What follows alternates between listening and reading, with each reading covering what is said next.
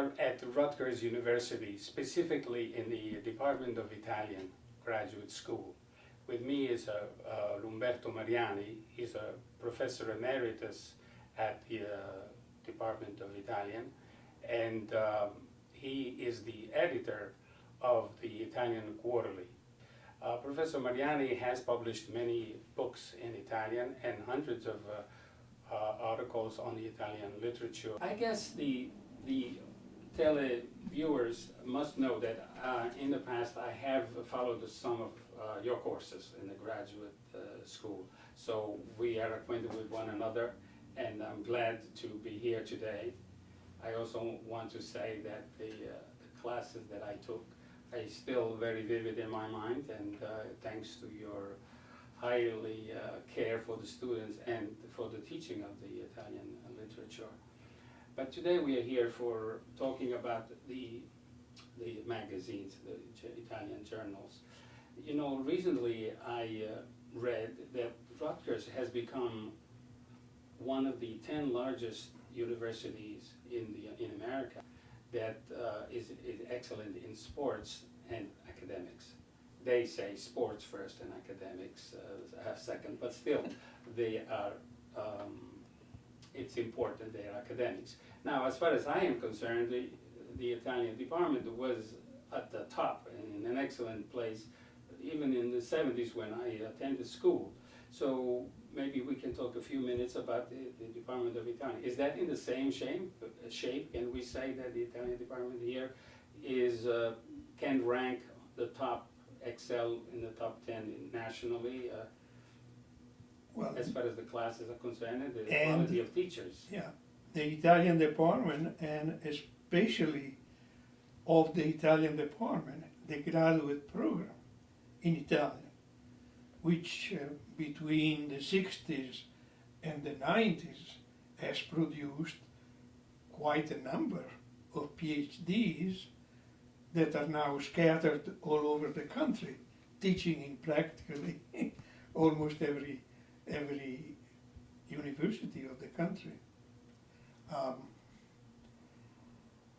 Those were the golden years, I would say, of the graduate program in Italian. But you think it was as a department and as a graduate program was working excellently, well directed by the chairman that we had at the time, and I hope that it's still thriving today, although unfortunately I hear that the university today is not letting us take in more than 2 or 3 graduate students a year. So the university is actually limiting? Oh yes, oh yes. Because I hear the complaint that we are down to, for instance, this year, that we can accept only 2 students. The 2 graduate students. The university seems to be hostile to the number of students, for instance, who come from Italy with already a doctorate from Italy, and they come because I understand that in Italy, after they get their doctorate, they can't find a teaching job at any level. But how about the American students, or the people who live in this country? Well, are they also limited? We always kind of favored to take in the American students rather than the Italian. And in fact, if you think of when you were a graduate student here, you can very well remember who was from Italy and who was not. Yeah. Maybe we had a couple from Italy at the most. But The others were the limiting today is also with everybody. In other words, you only can have 2 graduate a year. graduate students, yes. So the trend is money towards And the how- sciences. And how can you have a thriving, graduate program if you can put in only 2 new students a year. So it's a problematic, but not, it's not a problem that the city, that the department has, it's just that it's imposed upon. Yeah. I imagine some Unfortunately. political pressures Unfortunately, yeah. should be an issue. But In those golden years that I called golden years, if you remember, everybody in the country who was serious about getting a doctorate in Italian wanted to come to Rutgers. Every teacher wanted to come. wanted to come to Rutgers. All the teachers that we have now, for instance, you can ask everybody, from the chair of the department all the way down to the late comer, and they will assure you, because I know that was the case, were so eager to come to teach in Rutgers. And the undergraduate, is it the same thing? They restrict you from?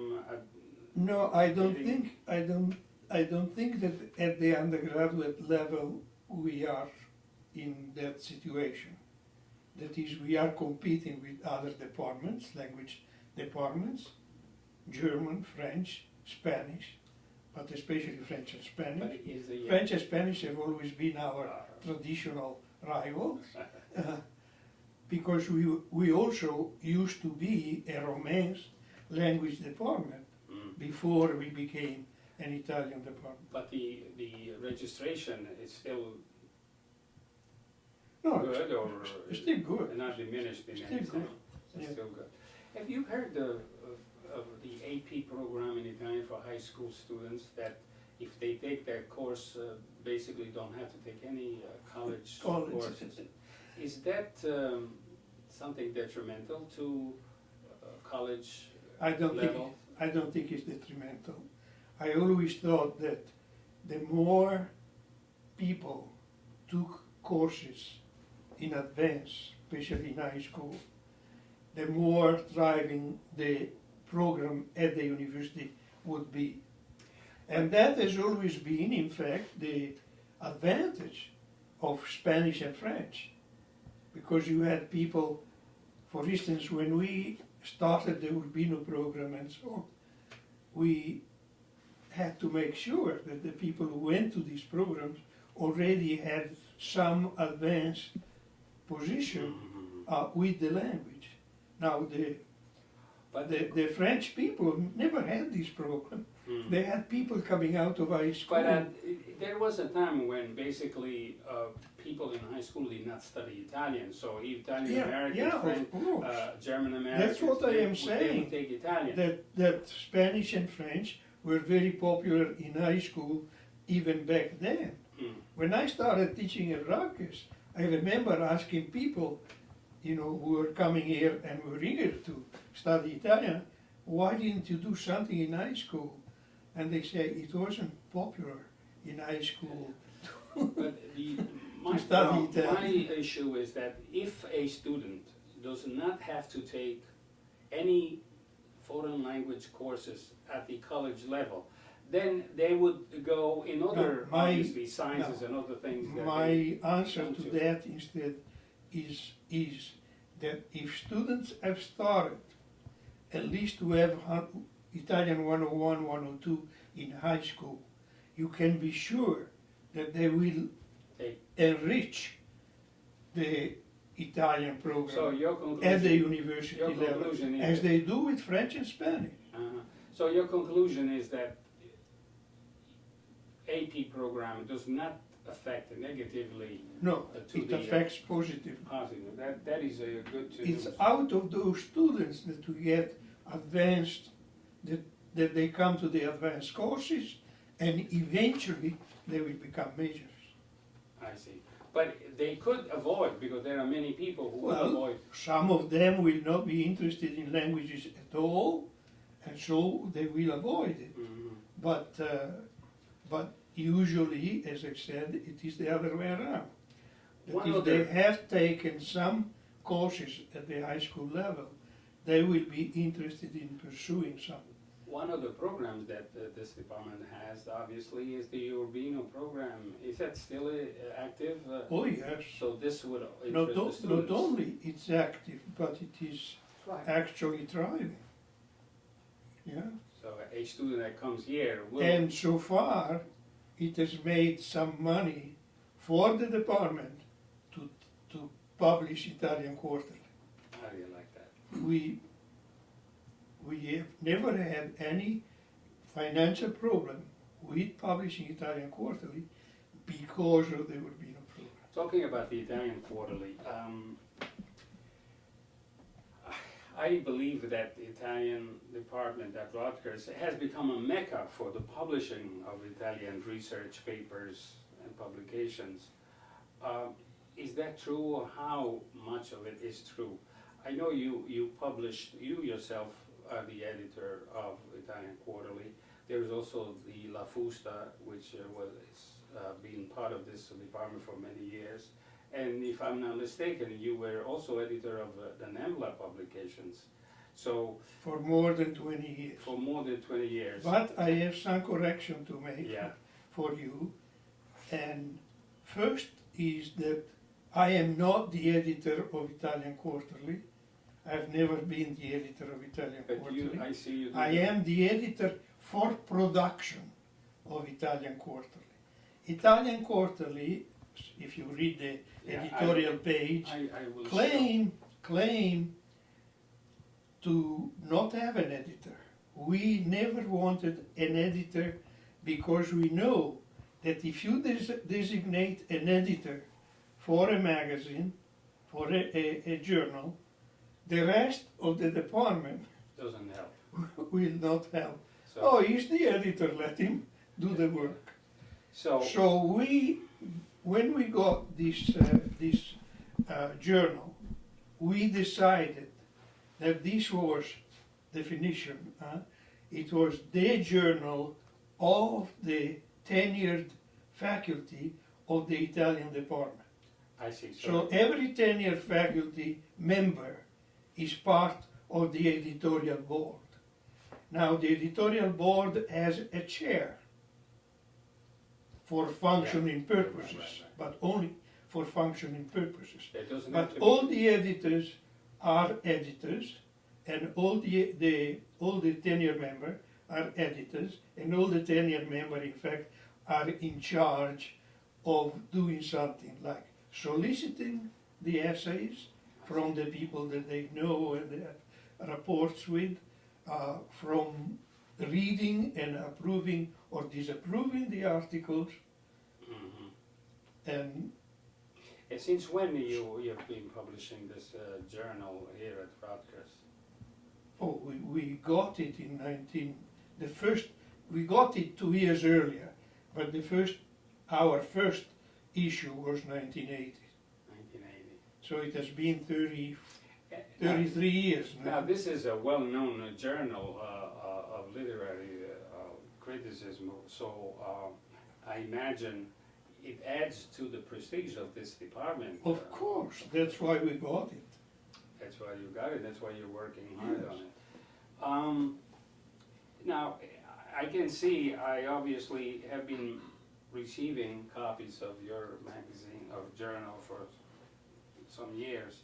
The list of the advisors is quite impressive, so, Well, when we got it, we had to have a number of advisors.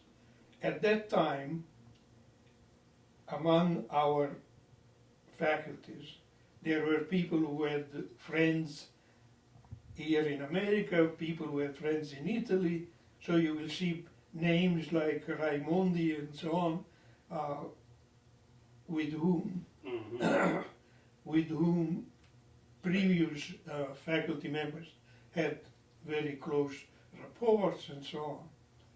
So there is an editorial board, which is but then there is a board of advisors, which includes people both from America and from Italy.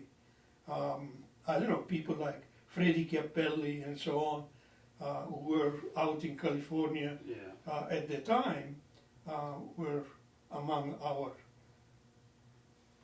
readers and so on.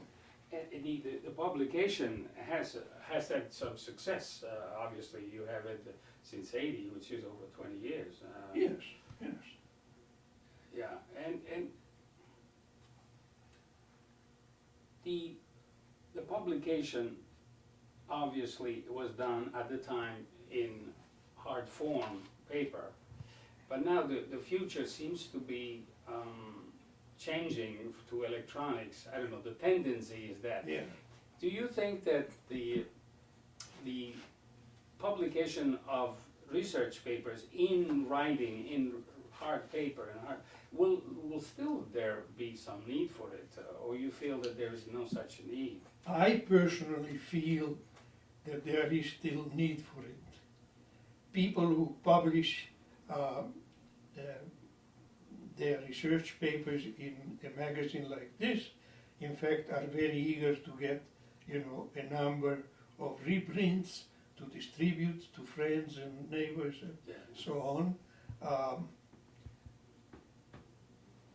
And here, even this morning, I received a request for a reprint of something that was published in the 80s.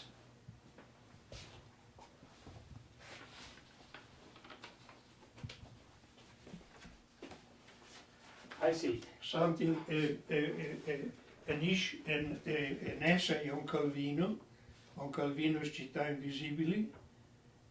As you can see, Yeah. There is. people need reprints. But this is particular to a specific author, but the magazine itself, according to my belief, also there is a necessity to have something in reprint, because let's say all these new researchers, they have to publish somewhere so that it can be known. But the electronic business is coming up and advancing tremendously. Do you think that will affect in any sense? Sorry. Go ahead. No. I want to take it off. Well, it will affect the publication of the paper issues for sure. In other words, who pays for In the production of the magazine? What do you mean? Who pays? How do you publish? I imagine. For our magazine, I just told you that the Urbino program produces some income for the department, and every time we have to pay the printer, they write a check from the Urbino program. So in other words, it's another program from the department that pays for the expenses. Yeah. Otherwise, the university does not have. Well, no, there is also an income for the magazine that comes from subscribers. Okay, the income. We have subscribers in America, we have subscribers in Italy, in other parts of Europe, But because then especially the major university libraries subscribe to the magazine as it is published now. It's quite possible that in the coming years the subscription from the libraries will fall, because the libraries tend now to do everything electronically. In fact, even in our Rutgers library, So- if you go there to look for certain magazines, the Corriere della Sera, you can't find it anymore, because now it's all electronic. So the next question is related to specifically your literary journal. One to you personally. You are retired, and of course I'm sure you do this as a labor of love, but eventually what will happen when you move away, when you have to I get out hope- of this place? I hope that somebody from the department will pick it up. So far, even when Guarino was leaving, Mhm.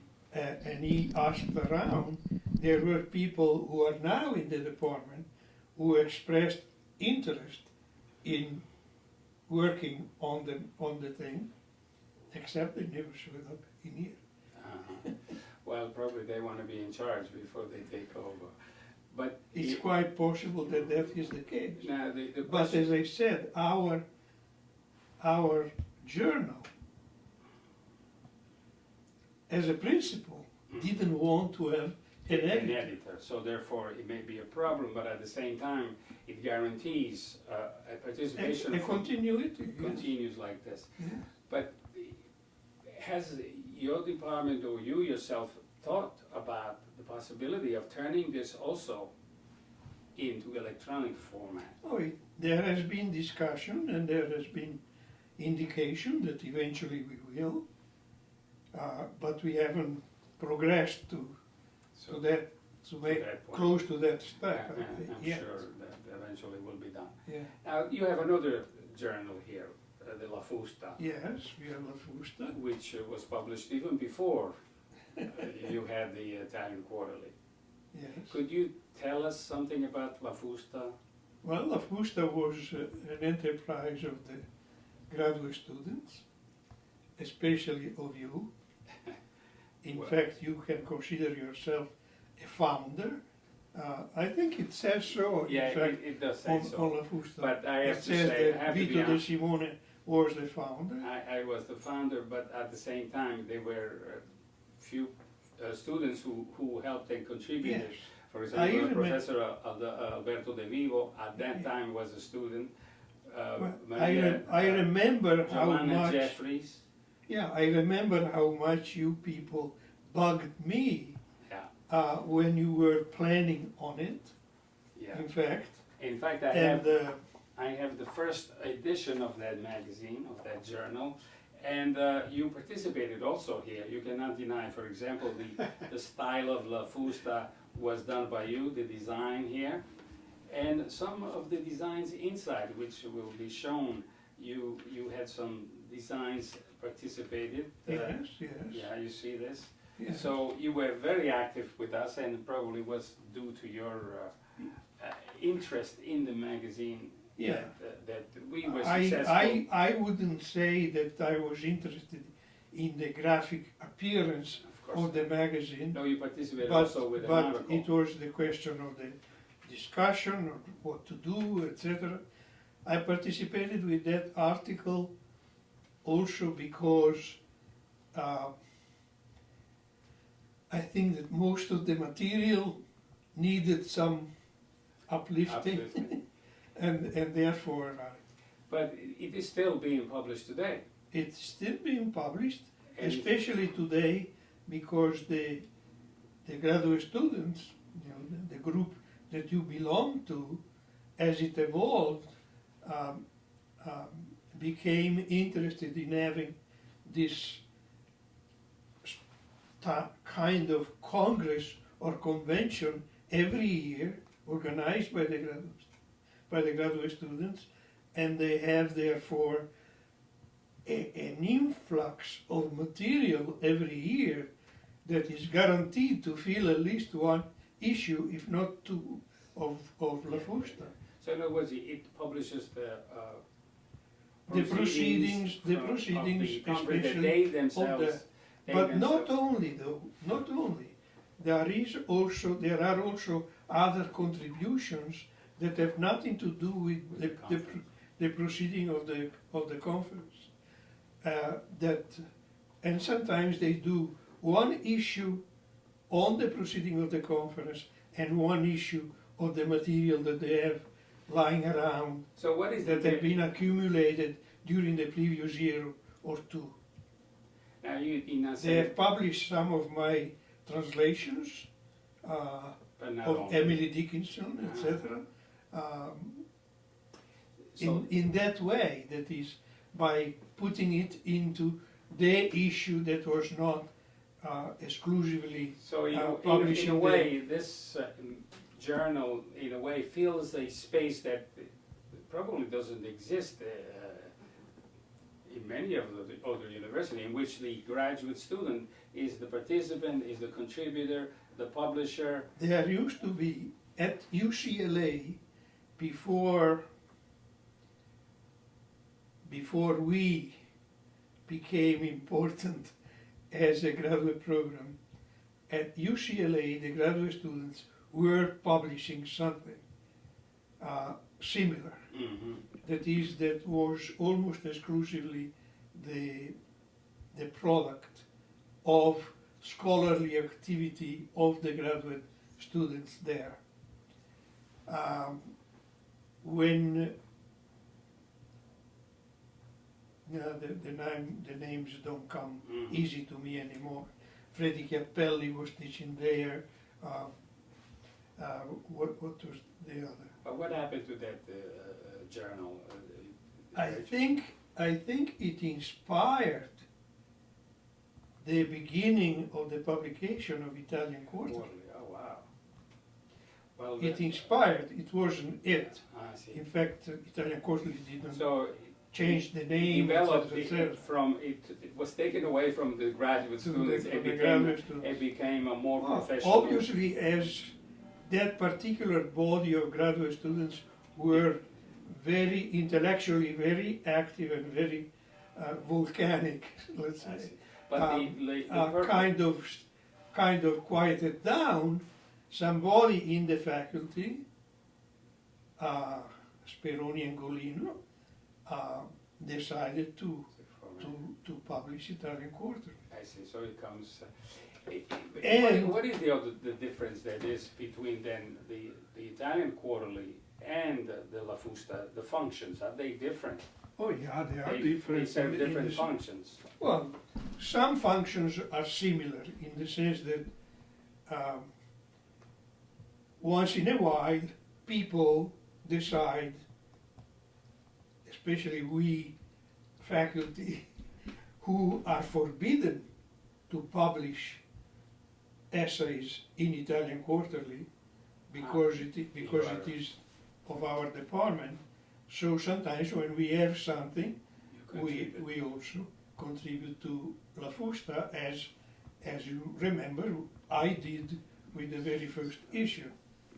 So in other words, La Fusta basically serves the graduate students with their Yes, publication yes, and their contribution. Well, And also, not only we are forbidden to publish in Italian Quarterly, but also the graduate students are forbidden until they get their doctor and move out.